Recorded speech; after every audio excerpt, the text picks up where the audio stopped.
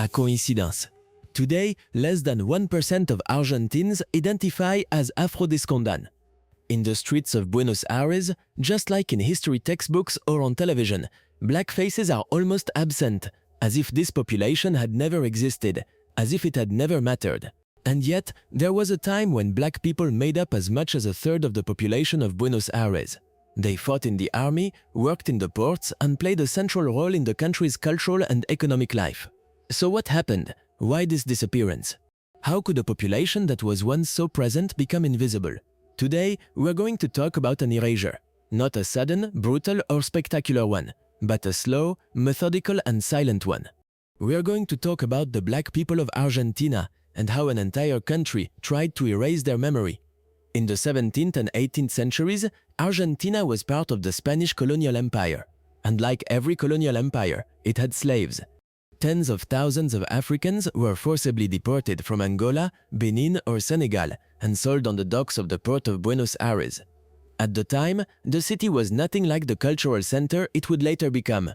It was a commercial outpost, a crossroads for smuggling, cattle, leather, and human beings. Contrary to what people think, Argentina was not spared from the slave trade. It was simply less documented. Yet the numbers are clear.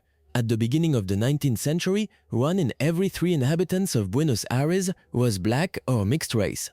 Afro-Descendant women cooked, cleaned, and raised the children of white families.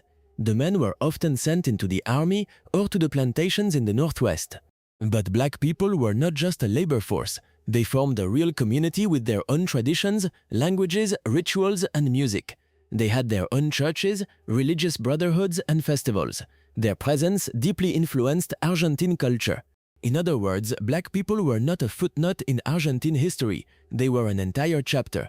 But that chapter, barely written, was about to be erased. In the 19th century, Argentina entered a new era. It fought for its independence, built its army, and defined the contours of the nation. But this nation building was not for everyone. On the contrary, it was done at the expense of some, and the first to pay the price were the black populations. From the very first wars of independence, black men were massively recruited. They were promised freedom in exchange for their blood. What they weren't told was that they would often be sent to the front lines, unarmed and untrained. And it didn't stop there. A few decades later came the war against Paraguay, known as the War of the Triple Alliance, 1865–1870, an extremely brutal and bloody conflict. Once again, Afro-Argentine battalions were the most exposed. The mortality rate was terrifying. By the end of the 19th century, observers were already noting that black people had almost disappeared from Buenos Aires. But that was only the first step. In 1871, a yellow fever epidemic struck Buenos Aires. It hit the poorest, most densely populated neighborhoods the hardest, precisely those where the descendants of enslaved black people lived, packed together with no access to healthcare and excluded from circles of power. Thousands died, and their share of the population collapsed even further. This time, it wasn't war but disease that decimated them. But what must be understood is that this disappearance was not mere chance. It was part of an ideology, that of a modern, white European Argentina. From the late 19th century onward, the country opened its doors wide to millions of immigrants from Italy, Spain, Germany, and Switzerland. They were encouraged, valued, and settled in the cities. At the same time, black people were quietly erased from the landscape. In 1887, the category black officially disappeared from the census. The last recorded Afro-Argentines were absorbed into vague categories: trigueño, wheat-colored, mixed, or white. And if a population doesn't appear in the statistics, then it doesn't exist. Argentina was building an image of itself as a country without an African past, turned toward Europe, one that saw itself as whiter than Brazil and more civilized than its neighbors. This image would be cultivated for more than a century. When a population disappears physically, one might think its memory remains. But in Argentina, it was the opposite. After the wars, epidemics, and manipulated census, it was black culture itself that was targeted for erasure. No more Afro schools, no more religious brotherhoods, no more public representation. Black people no longer appeared in newspapers, on stage or in history books. And yet they were everywhere. The tango?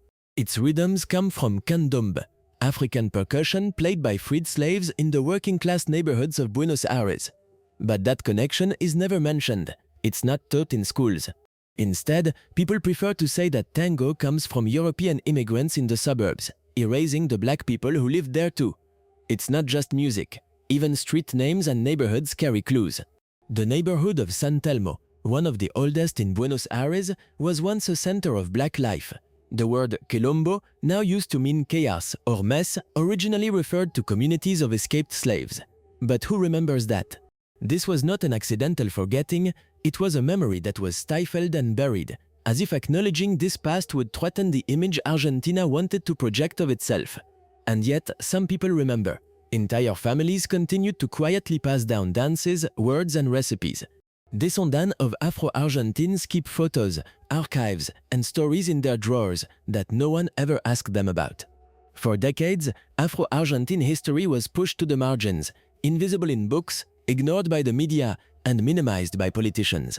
Maita protorium ginzin. But today, things are starting to change. In 2010, for the first time in over a century, the Argentine census asked a simple question: do you consider yourself Afro-Descendant? Tens of thousands of people answered yes, some out of pride, others because of family memory, and still others out of a desire to repair a long silence. It was the beginning of a late but important recognition. Afro-Descendant communities are organizing, coming together, protesting, and creating associations. They demand that their history be taught, that their figures be celebrated, and that injustices be repaired. Artists, researchers, and activists are speaking out. They tell their stories, their roots, their pride, and their wounds too. They remind people that Black Argentina is not just ancient history, it is alive here and now. And that's not all. Since the 1990s, new migratory waves from West Africa, especially Senegal, have brought black faces back into visibility in major cities like Buenos Aires, Rosario, and La Plata.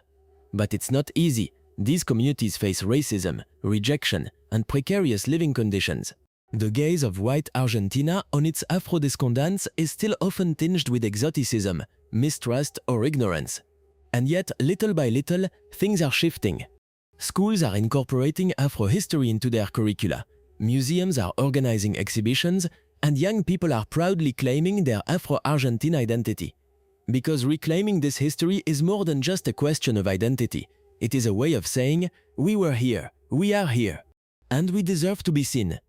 Would you like me to adjust anything? Make it more formal, more conversational, shorter, etc.